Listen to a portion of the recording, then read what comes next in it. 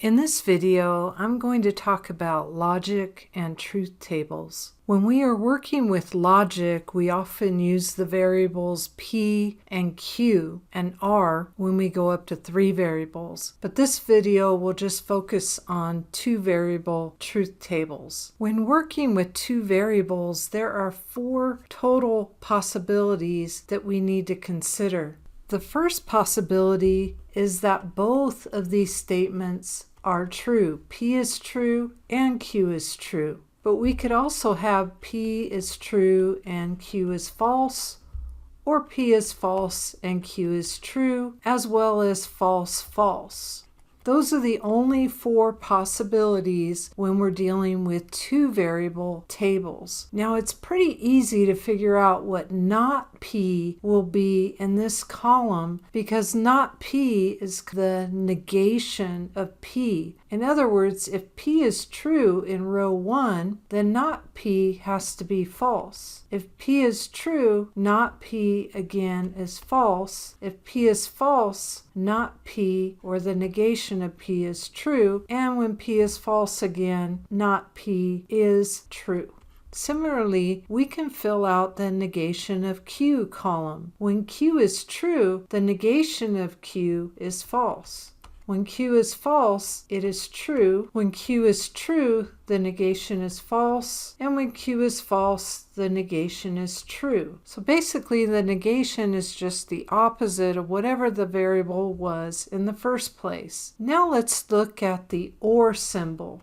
This symbol that looks like a V is the OR symbol. This symbol means P or Q. We can figure out if P or Q is a true or false statement based upon the values of P and Q. So to determine the values to fill in this column, we don't look at not P and not Q since neither of those are in this expression. We will just look at the values for P and Q. So if I said, today I am going to work or I am going out for coffee, P is true and Q is true. So in that statement, I went to work today and I also went to coffee. But only one of them has to be true for this to be true since it's an OR statement. As long as I went to work or I went and had coffee, the statement should be true. So we only need one of these to be true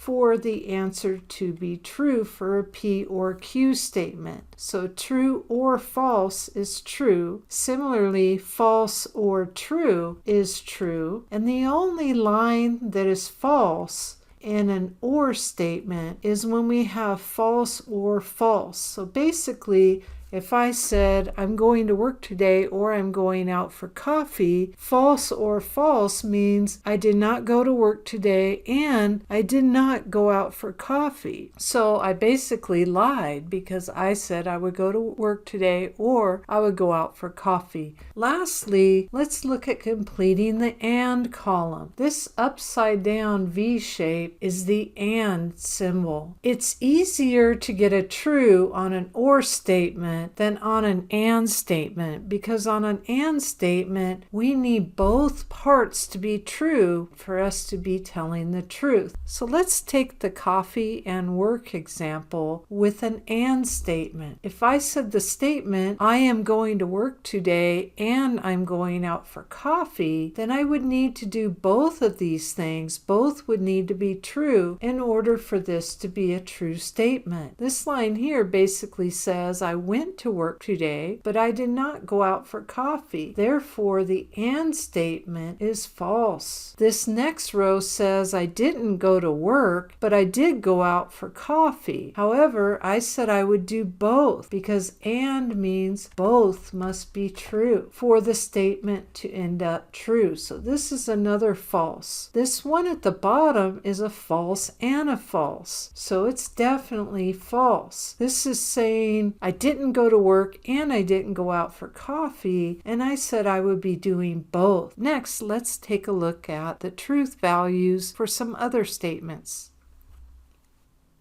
Let's take a look at the if-then statement. The arrow facing to the right stands for if P, then Q.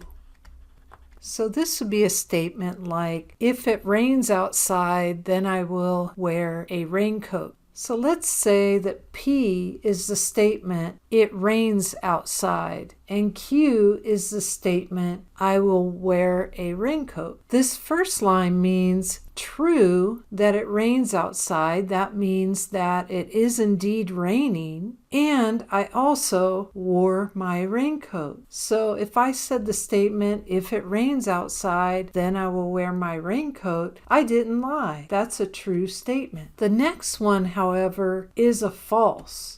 The reason it's false is because it rained outside, but I did not wear a raincoat. What's interesting about the if-then statements is that only the if part needs to be true for us to worry about what Q is. When the if part is false, the statement is automatically true because it didn't rain outside, so it doesn't matter whether I wore a raincoat or not. I still am telling the truth because it never rained outside.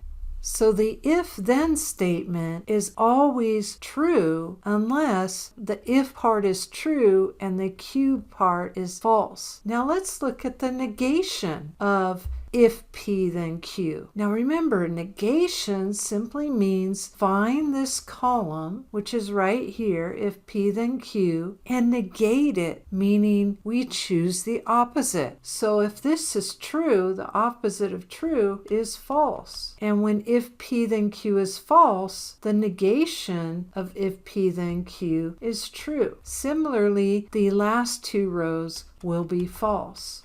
I hope this video was helpful in learning the basics about truth tables and logic. In my next video, I will be getting into a little bit more complicated truth tables, so please subscribe for more math tips.